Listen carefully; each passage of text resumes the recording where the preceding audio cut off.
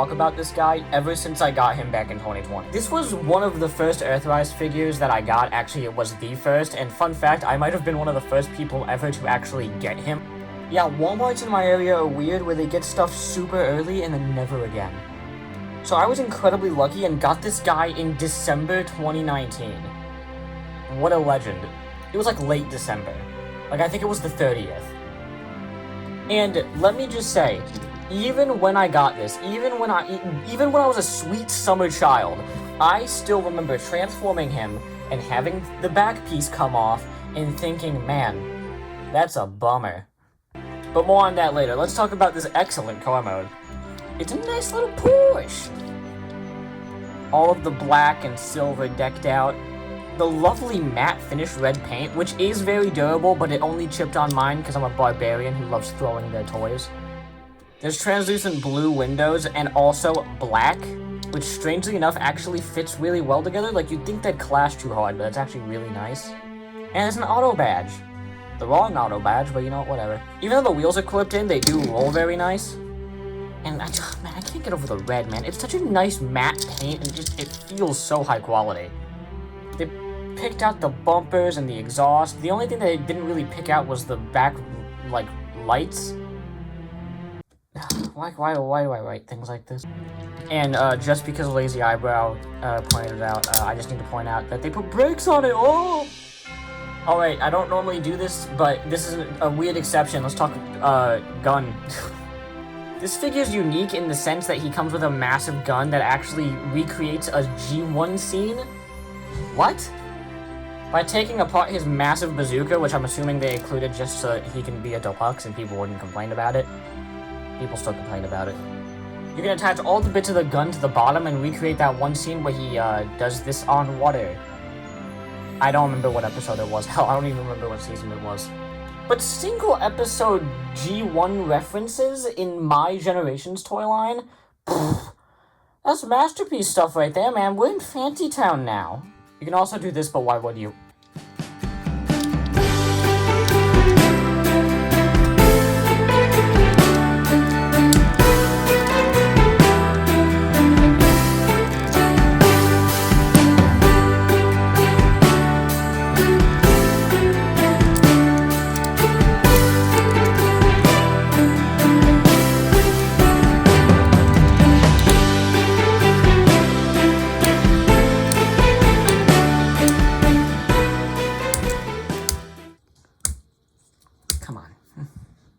What the hell? Why is it so tight?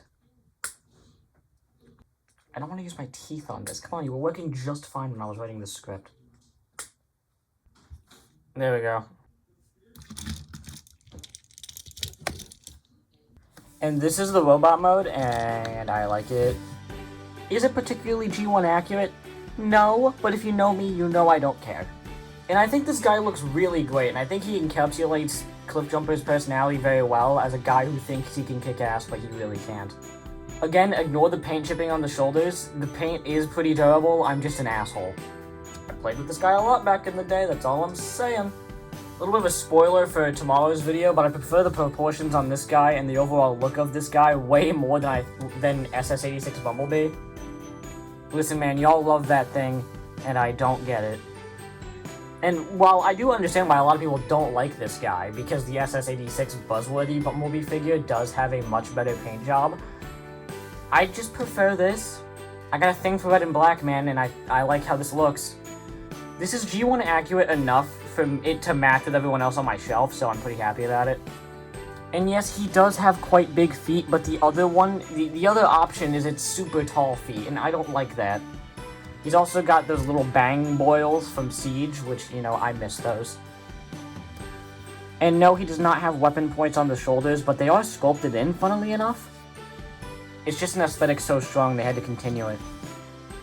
The head sculpt is, blah, it is amazing. It's so crisp, it looks just like the character, and it doesn't look overly bloated with weird eyes, SS86 Bumblebee, my god. Okay, let's go into a big complaint with this guy. He's small. He is a small figure.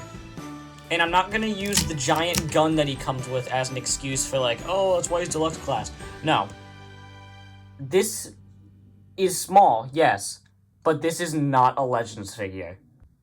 Any Legends figure ever released or core class is not this high quality. It does not have paint like this, it does not feel like this, it does not have weight like this. This is a deluxe class.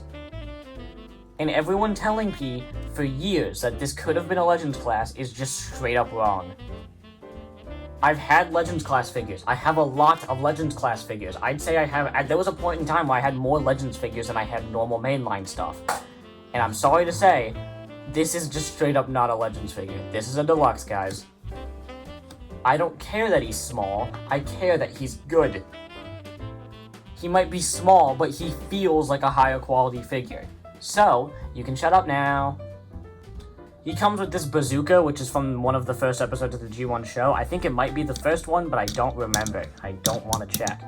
He does hold it just fine, but it is very much missing a viewfinder for him to shoot Megatron with and miss. The paint on it certainly has seen better days. It is that crappy Earthrise silver paint that chips pretty easily. You can also dismantle it. It does a similar thing with Siege Hound, where you have these little magazines that I actually like a lot. And I like that he's got these big, like, booster guns. I don't know, it just fits him well. He's got a ball joint at the head, so you can get some good wiggly-waggly movement. You can look up that far and down, not at all. He's got universal joints at the arm, so he can go all the way around, go up that far and in that far. Hey, universal joints, no ball joints, Bumblebee! We have rotation to the bicep and bends at the elbows that also go back. Due to the transformation, we have a waist rotation, and it can also arc if you were into that. Universal joints at the hips, so he can kick that high, go back that much, go out that much, and there's a rotation. His knees can bend a whole 90, and he's got pretty heckin' great pivots. The posability is pretty good. There are definitely some weird limitations because of how this guy's designed, like he can't reach across his chest, but it's fine. You can live. You'll live with it. Bumblebee can't do that either, so stop complaining. And I'd like to point out something for the inevitable Bumblebee review that's happening tomorrow. There's no weird, tight locking points on the joints, the knees aren't like a strange, heavy ratchet, and the ankles aren't, like, weirdly high up. And I'd like to point out how the legs look like legs and not just a series of hinges. I don't like SS-86 Bumblebee, can you tell? Comparisons. Titans Return Skytread. Earthrise Optimus. Titans Return Repugnus. What remains of Lego Yoda. Alright, let's have a legit discussion about this now. I did not talk about the transformation after I transformed it because I want to save this for now. My final thoughts. This figure is a parts former.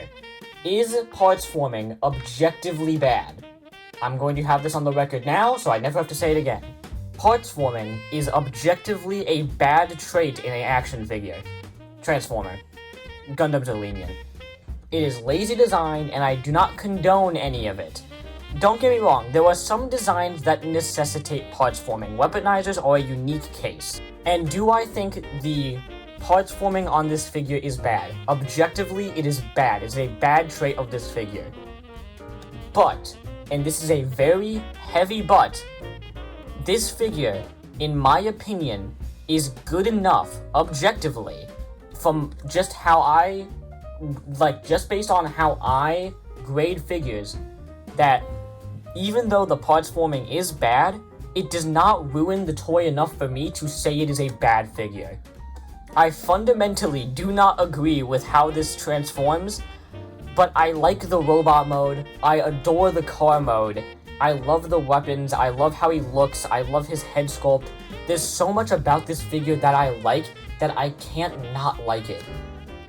The parts forming is bad, I get that, but it doesn't make me want to rip my eyes out. If it was parts forming on an already bad figure, I wouldn't be mad, but the parts forming is on a figure that I like. So you know what? Go and buy this. I like it. I think it's a good toy. You could wait for the SS-86 one if you like that, but I don't like SS-86. So I'm a unique case here. I'm not the only person who has reviewed this who still acknowledges that this figure has incredibly well-made qualities. The Dr. Lockdown video it's mostly him praising it up until the transformation, and then he just completely rags on it. I understand where he's coming from and why he gave it the grade that he did, but that doesn't mean I have to agree with it. I think it's a good toy, and I like it. I've lost all my credibility.